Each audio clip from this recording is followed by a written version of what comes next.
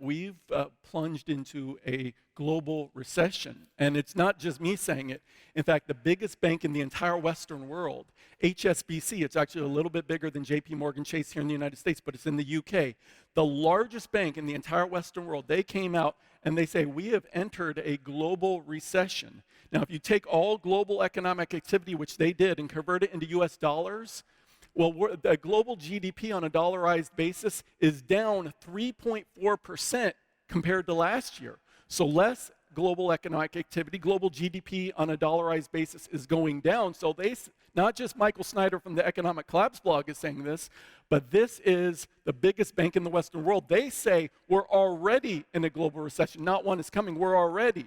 Now they also say that global trade, I'm talking about the real economy, not the fake stuff on Wall Street, but in terms of products and services being traded around the world. It's basic economics. When you have more products and services going around the world, people are buying and selling, that means the economy is getting larger, it's increasing. When there's less of that activity, then the economy is getting smaller globally. Now, normally, if a recession hits, we see it, it really start to decline significantly. So according to the same bank, HSBC, they say that global trade is down 8.4%.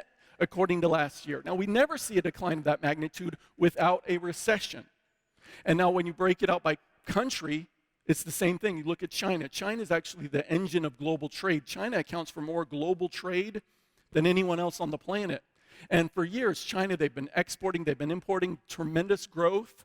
Well, the most recent numbers show that Chinese trade is contracting. In September, the last full month we have numbers for, Chinese exports were down 3.7%. Chinese imports for the month were down a whopping 20.4%. That's absolutely catastrophic. More numbers from China. Demand for Chinese steel is down 8.9% compared to a year ago. Chinese rail freight volume is down 10.1% compared to last year. And they've got this measurement called the Chinese Containerized Freight Index. They send all these containers across the ocean to us and around the world. China is a great exporter.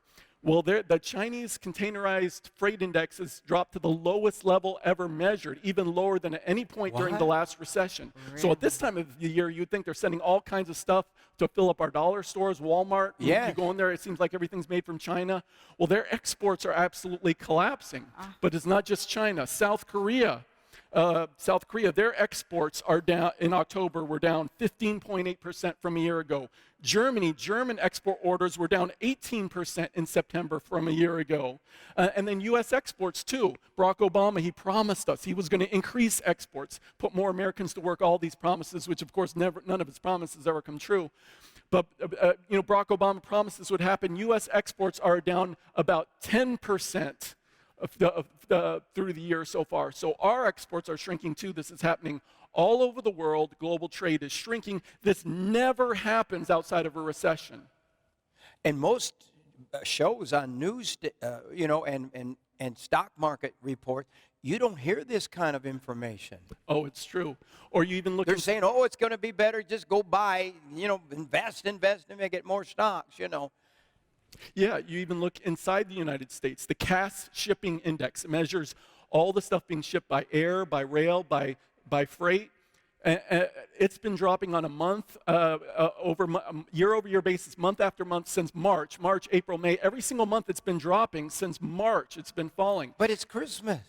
I know, but it's dropping, Jim. That's crazy. It is. This is where the biggest percentage of all the sales of retail takes place. I mean, like 25% or something just in the Christmas period, I think it is, something like that. Yeah, well, Walmart even came out recently and said their revenues are expected to drop. Their profits are expected to drop in their next fiscal year. They're projecting hard times.